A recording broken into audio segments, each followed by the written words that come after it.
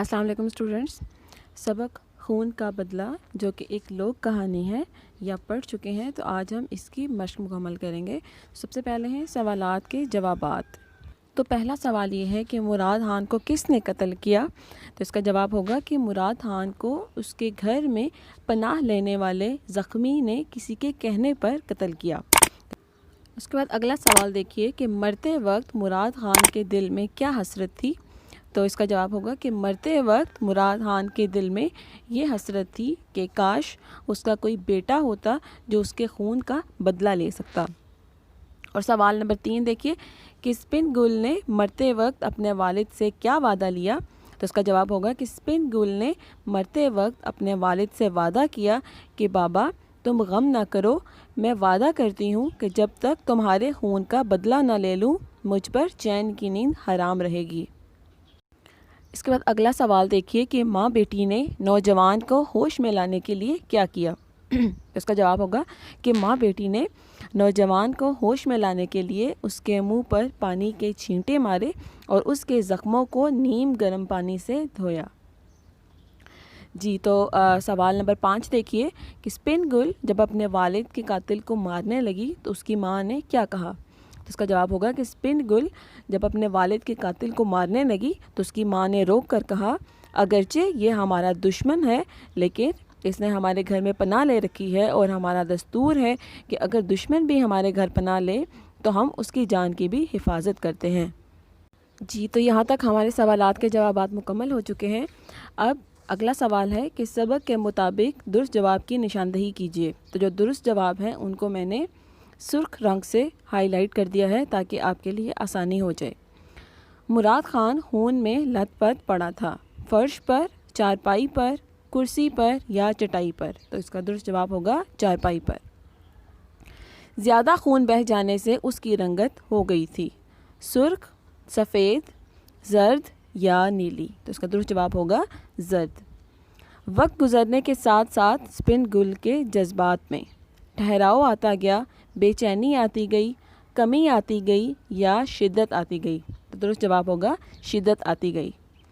वो दौड़ती हुई कमरे से बंदूक ले आई, एक बिखरे हुए चीते की तरह, एक बिखरे हुए शेर की तरह, एक बिखरे हुए शख्स की तरह, एक बिखरे हुए हाथी की तरह। तो इसका दुरुस्त जवाब है आज जो आपकी किताब में मौजूद है कि एक बिखरे हुए शेर की तरह। बिखरे हुए शेर से मुराद होगा कि बहुत ज़्यादा गुस्से में। स्पिन गुल ने गर्म पानी से नौजवान के, तो ऑप्शन है ज़ख्म धोए, हाथ धोए, पाँव धोए या बाल धोए। तो दुरुस्त जवाब है ज़ख्म धोए। नौजवान ने स्पिन गुल की वालदा से नाम पूछा, उसके बाप का, उसके भाई का, उसके खामंद का या उसके बेटे का। तो इसका दुरुस्त जवाब होगा उसके खामंद का। उसके बाद अगला सवाल देखिए कि दर्ज झैल अल्फाज के मुतज़ाद लिखें। तो चंद अल्फाज दिए गए हैं, इनके हम मुतज़ाद लिखेंगे। सबसे पहला है गाफिल। गाफिल से मुराद होता है बेपरवाह, तो इसका मुतज़ाद होगा आगाह। अगला लफ्ज़ देखिए बदबख्त। बदबख्त होता है जिसके नसीब अच्छे ना हो, तो फिर उसका मुतज़ाद होगा खुशबख्त। अगला लफ्ज़ देखिए कमी, तो कमी का मुतज़ाद होगा ज़्यादती।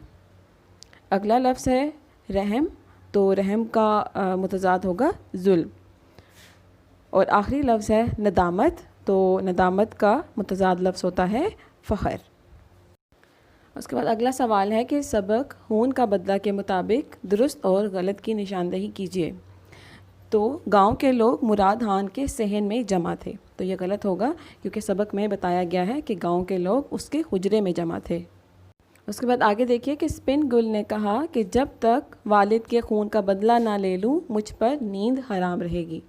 तो ये गलत जुमला होगा क्योंकि सबक में बताया गया है कि स्पिन गुल कहती है कि मुझ पर चैन की नींद हराम है। तो चैन की नींद एक मुहावरा होता है और इससे मुराद होता है कि उसको कहीं भी सुकून नहीं मिलेगा जब तक वो अपने वालिद के खून का बदला ना ले ले। तो इस लिहाज से ये गलत फ़िक्रा है। मुराद खान ने कहा कि वह दुनिया से एक खुशी लिए जा रहा है। तो ये भी गलत है क्योंकि सबक में बताया गया है कि मुराद खान ने कहा कि वह दुनिया से एक हसरत लिए जा रहा है। स्पिन गुल ने कहा माँ मेरे बाप की रूह किस कदर खुश होगी कि हमने एक ज़ख्मी को पनाह दी और उसकी खिदमत की। तो ये दुरुस्त फ़िक्रा है। अगला सवाल है कि दर्ज झैल में से मुज़क्कर और मुअन्नस अल्फाज अलग अलग करें।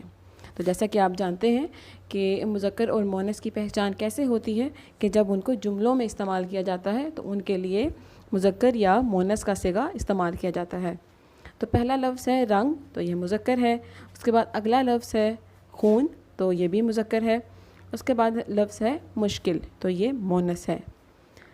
آگے دیکھیے غم، تو غم جو لفظ ہے یہ بھی مذکر ہے، اور اس کے بعد جو وقت لفظ ہے یہ مذکر ہے، اور پھر آخری لفظ ہے روح، اور یہ مؤنث ہے۔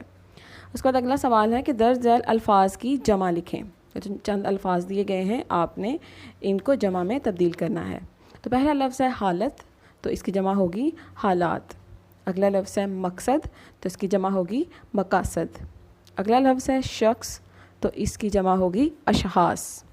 اگلا لفظ ہے علم، تو اس کی جمع ہوگی علوم۔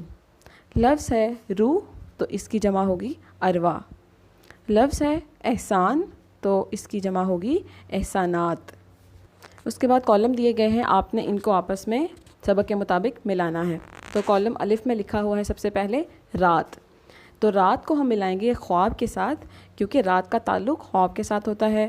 اس کے بعد آگے دیکھیے آنکھ، تو آنکھ کو ہم ملائیں گے آنسو کے ساتھ، کیونکہ آنکھ کا تعلق آنسو کے ساتھ ہوتا ہے۔ اس کے بعد آگے دیکھیے زخمی، تو زخمی بے ہوش تھا، تو زخمی کو ملائیں گے بے ہوش کے ساتھ۔ اس کے بعد آگے دیکھیے گھر، تو چار دیواری کو بھی گھر کہتے ہیں، تو گھر کو ملائیں گے چار دیواری کے ساتھ۔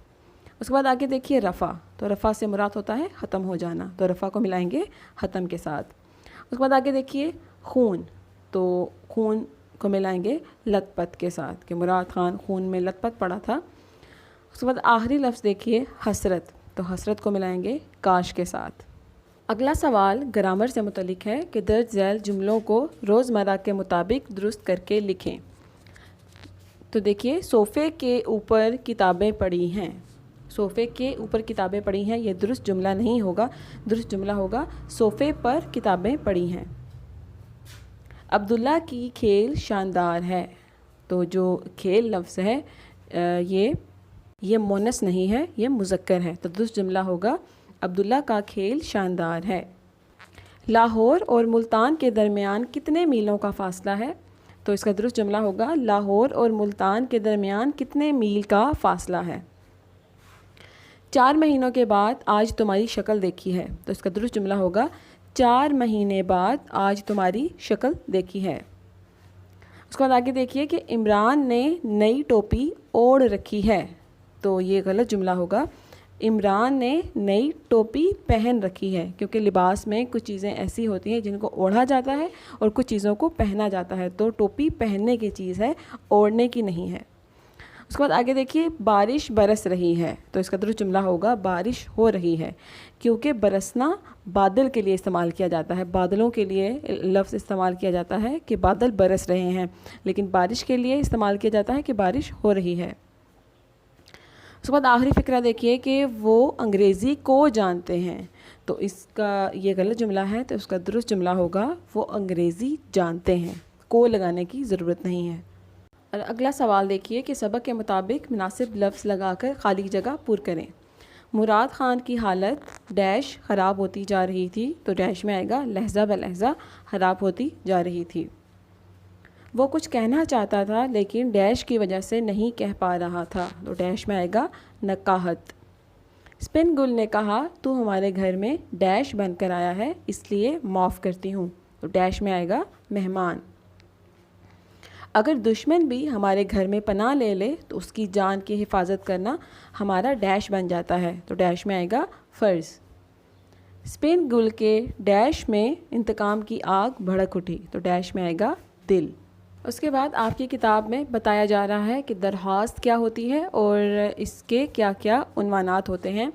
تو درخواست وہ ہوتی ہے جس میں کوئی بھی عرض بیان کی جاتی ہے، کوئی بھی استدعا بیان کی جاتی ہے، اپنا کوئی بھی مقصد بیان کیا جاتا ہے۔ تو اس کے 4 عنوانات ہوتے ہیں۔ سرنامہ، تو سرنامہ میں ہم لکھتے ہیں کہ ہم یہ درخواست کس کے نام لکھ رہے ہیں اور کس کو بھیجنا چاہتے ہیں۔ اس کے بعد آگے دیکھیے القاب، تو القاب میں لکھا جاتا ہے جس شخص کو ہم یہ درخواست بھیج رہے ہیں ان کو ہم کیا القابات دینا چاہتے ہیں۔ اس کے بعد نفس مضمون، نفس مضمون کیا ہوتا ہے کہ ہم اس درخواست میں کیا پیش کرنا چاہتے ہیں، کیا درخواست کرنا چاہتے ہیں، جو ہمارا عنوان ہوتا ہے اس کو نفس مضمون کہا جاتا ہے۔ اس کے بعد خاتمہ، تو خاتمہ میں ہم بتاتے ہیں کہ اگر کوئی درخواست ہے تو اس میں ہم بتاتے ہیں کوئی مسئلہ ہے کہ اس مسئلے کا حل کس طرح پیش کیا جا سکتا ہے۔ اس کے بعد محاورے کے بارے میں بتایا گیا ہے کہ محاورہ کیا ہوتا ہے، کہ محاورے کے لغوی معنی بات چیت اور گفتگو کے ہوتے ہیں، اور ایسا کلمہ یا کلام کو بھی محاورہ کہتے ہیں جو اہل زبان کے اسلوب بیان کے مطابق ہو۔ اہل بیان کون ہوتے ہیں؟ اردو زبان کو سمجھنے والے، بولنے والے، اور اپنے حقیقی معنوں میں نہیں بلکہ مجازی معنوں میں استعمال ہو۔ تو محاورہ ہمیشہ دو یا دو سے زیادہ الفاظ سے مل کر بنتا ہے، اور اس میں فعل اکثر اپنے اصل معنی کے بجائے مجازی معنی دیتا ہے، یعنی کہ اس محاورے کے جو ظاہری معنی نظر آ رہے ہوتے ہیں وہ اس کے معنی نہیں ہوتے، بلکہ چھپے ہوئے معنی جو ہوتے ہیں وہ ان کے اصل معنی ہوتے ہیں۔ نیند حرام ہونا، انتقام کی آگ میں جلنا، غم کے مارے نڈھال ہونا، قسم کھانا، تارے گننا، تو یہ تمام جو ہیں وہ محاورے ہیں۔ جیسے نیند حرام ہونا، اس کا مطلب یہ نہیں ہے کہ نیند حرام ہو چکی ہے، اس کا مطلب یہ ہے کہ نیند آنا یا کوئی پریشانی ہے کہ جس کی وجہ سے سکون آنا مشکل ہے۔ اس کے بعد انتقام کی آگ میں جلنا، اب اس کا مطلب یہ نہیں ہے کہ آگ جل رہی ہے، اس کا مطلب یہ ہے کہ ہر وقت انتقام لینے کا سوچنا، بدلہ لینے کا سوچنا۔ غم کے مارے نڈھال ہونا، ٹھیک ہے، تو اب یہاں پر بتایا یہ جا رہا ہے کہ غم کی وجہ سے پریشان ہونا۔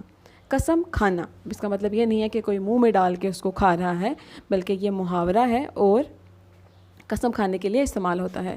اس کے بعد آگے دیکھیے تارے گننا، اب تارے گننا سے مراد یہ نہیں ہے کہ کوئی اصل میں تاروں کو کاؤنٹ کرنا شروع کر دے یا ان کو گننا شروع کر دے، اس سے یہ بھی ایک محاورہ ہے کہ رات کو دیر تک جاگنا، تو اس کا مطلب اس کے لیے محاورہ استعمال ہوتا ہے تارے گننا۔ اس کے ساتھ ہی ہمارا آج کا سبق مکمل ہو چکا ہے، تو ملاقات کریں گے کسی نئے عنوان کے ساتھ، تب تک کے لیے اللہ حافظ۔